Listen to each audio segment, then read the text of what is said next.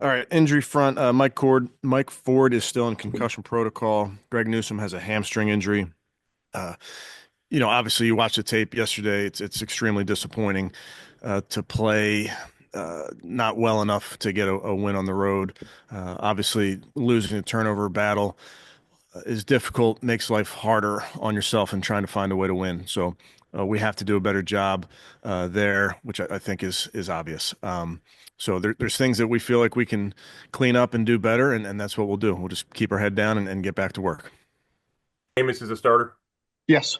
Okay. And given that the quarterback situation beyond this year is kind of up in the air, do you think it's important to get kind of more tape on him and evaluate him longer in your system and everything?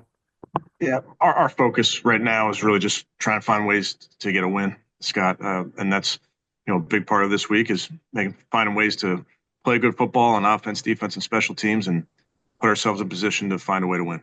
Gotcha. And then on that screen, the interception, um, I guess what's he supposed to do there? Was it just a good play by the defense, or what did you see when you looked at that? Yeah. I think with screens, you got to be careful. Obviously, sometimes they look really good, sometimes they don't. And uh, there are times when, as a quarterback, you can dirt that thing and throw it away. He's obviously trying to make a play. I think it's a great play by their player. There are things that we can do better, really across the board on that play. But I also have to tip my cap to their player. Thanks. Next, we'll go to Mary Kay. Yeah, Kevin, just wondering what kind of goes into that decision to stick with Jameis? Is it just a no-brainer because obviously he's averaging more than 300 yards, or what kind of is the line of thinking there? Yeah, I understand the question, but for me and for us, we're just going to continue to do everything we can to play better. Obviously, I think we can play better on offense. Certainly, as a team, we can play better. But really, the focus is making sure that we put our guys in position to find a way to win. Quick follow-up on that. Uh, is there going to come a point at all, maybe that you might want to take a look at Dorian for, for the future, or is that really not in your line of thinking at this point? Yeah, my line of thinking really, Mary Kay, is about Kansas City and this week. That's where I'll really focus. Okay.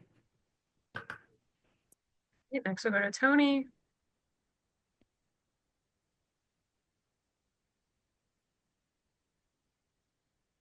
Tony, you good? It's contagious. All right, Tony, we'll skip you for now. We'll go to Jeff. Kevin, I hear you say that you're just focused on Kansas City, but JOK, is that, do you think he'll play again this season? Yeah, I'm not. I'll rule him out for this week, Jeff. I'm not going to go past this week, uh, and I'll just obviously update you guys as we get more information. We haven't seen him in a locker room. Is he in the building? And what is he doing if he is? Yeah, again, he's making sure that he's taking care of himself, getting all the information he can get. He's been in and out of the building. Okay, thank you. All right, next we'll go to Ashley. Hey, Kevin, can you just talk a little bit about the job Jack Conklin did again yesterday going against TJ, because it seemed like two really strong performances from him.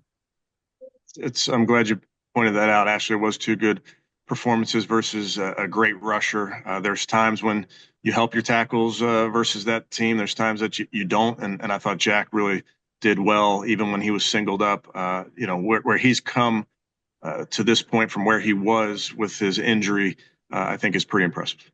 Yeah, that was gonna be my follow-up, basically, just to see him to not only get a chance to come back out there and play for you guys, but to excel in these moments. He's talked about like that's, definitely giving him something to play for over these last handful of games. Just how have you seen him kind of embrace that, even though the wins haven't necessarily come super easy?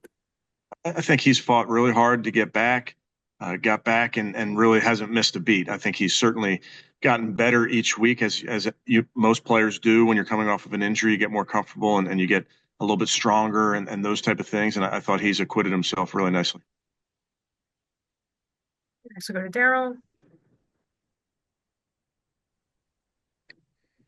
Yeah, Kevin, I realize there's not been a common theme here week to week with why things have gone the way they have. I know you're not in a reflective mode, but as you head down the home stretch here, what's been the challenges of, going week to week and having to correct the wide variety of things that have popped up, and just, why do you think that that has not gone positively for you?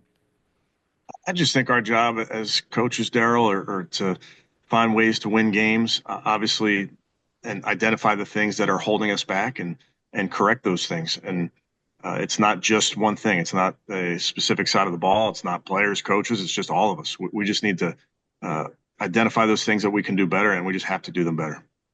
And I wanted to ask you about that Kadarius Toney taunting flag there in the fourth quarter. I know he wasn't in on like the ensuing offensive series, but you sent him back out there. Was there any consideration to just keeping him off the field? I mean, it's pretty obvious why he was flagged. He said after the game he really didn't get why that happened, and it just seemed a little ironic that that situation popped up after Bubba last week had talked about how much you as a head coach stress not doing things that hurt the team, or things like that. Yeah, obviously, I mean that's correct. We can't cost our team 15 yards. We did it twice yesterday, and that's not good enough for this football team. And we can't not field that punt. That's obviously those are big plays in these games, and that's just something that we need to again make sure that our guys understand how important it is to maintain possession of the ball. And when you do that on the road and you have 2 interceptions, a muff punt, a turnover on downs, it makes it really hard to win. It's not impossible to win in those situations. It just makes it really, really hard. Tony, we'll try this again. So sorry about that. All right, so Kevin, I understand the desire to win. This is the first time you and Andrew have been in this position where you're so out of it with 4 games to go. So why wouldn't you guys collaborate and start working on next year with player decisions? Is it the risk of losing the locker room, or what is it? Well, I would tell you, obviously, Andrew and I collaborate on a lot of decisions, and we'll continue to do that and talk about those type of things, Tony. But I think for me and for us as an organization, really our focus goes to finding a way to win this week versus Kansas City. Okay, so Dustin Hopkins, you made it very clear yesterday that he's your kicker. And he talked about how hard it is right now for him to get a swing thought that works. He's missed 6 out of 9. Would you even bring in kickers to look at just in case? Put a guy in the practice squad? Thing I would tell you, Tony, is we will work through this with Dustin. This is something that I know he can get through. We'll get through it together. He's a veteran. He's been through a lot in his career already, and this is something we'll continue to work through. Okay, thank you. Okay, next we'll go to Cam. Hey, Kevin, I know Isaiah McGuire was, involved in that forced fumble. He's made some plays throughout this season. How have you seen him kind of grow in the role, especially, after the Zadarius Smith trade where he's been asked to do a little bit more? I think he's done a nice job, Cam, with those increased reps. Was playing however many plays for us prior, and then certainly has seen an increase in his reps and has done a nice job with them. He was close a couple times yesterday, so it's just, to me, an example of a young player that's going to continue to work, try and get a little bit better every single week. How much of that has been, the time that he spent around guys like Myles Garrett, those veterans in that room, and the coaching staff too, but people who have kind of helped get him along? I think that's a big part of player development, is leaning on your locker room, leaning on that position room, leaning on the guys out there on the practice field. I think if you watch our D-line work throughout the day and watch them on the field together, there's a lot of conversation between the vets and the young guys, and talking about what works, what might not work, what are some things that they see. So that's just an example of veterans in this locker room, veterans on this team that want to bring their young guys along. Thank you. Yep, do do two more. First one from Scott. Kevin, I got a couple injury things. Greg, do you think he'll miss time with that hammy? He'll miss time, but I'm not sure exactly how long. Do you know if it's the same one he had surgery on before the season? It is. And is said still in the protocol? He is still in the protocol. And Mike Hall, did he have surgery? Because I think he's eligible to come off IR. Do you know if he will? He did not have surgery.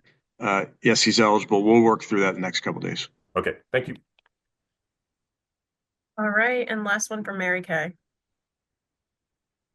Yeah, Kevin, I know we've talked about the interceptions with Jameis, but do you feel like in some ways that's part and parcel of having thrown the ball 99 times in the past two games? Or how do you feel about them? Are you getting irritated, mad at these interceptions? Are you accepting them because of some of the circumstances, or what's your sort of feeling on them? I look at it, Mary Kay, as we need to play better as an offense to help our team win. We don't want to give the ball away in any form or fashion. We don't want to fumble it away. We don't want to throw interceptions. But we also coach each play because each play is a little bit different than the last. So, like I've said to you guys before, not all interceptions are created equal, and all we can do with any play is learn from them, and that's what Jameis will continue to do. And when he said perfect throw about the one to Elijah, was he intimating that perhaps Elijah didn't run his route a little deep enough on that second one, or what? Where do you think he might have been going with that? Yeah, I'd have to talk to him, about that more specifically. Not sure. Thank you. Thanks, Coach. Appreciate it. Okay, thanks, guys.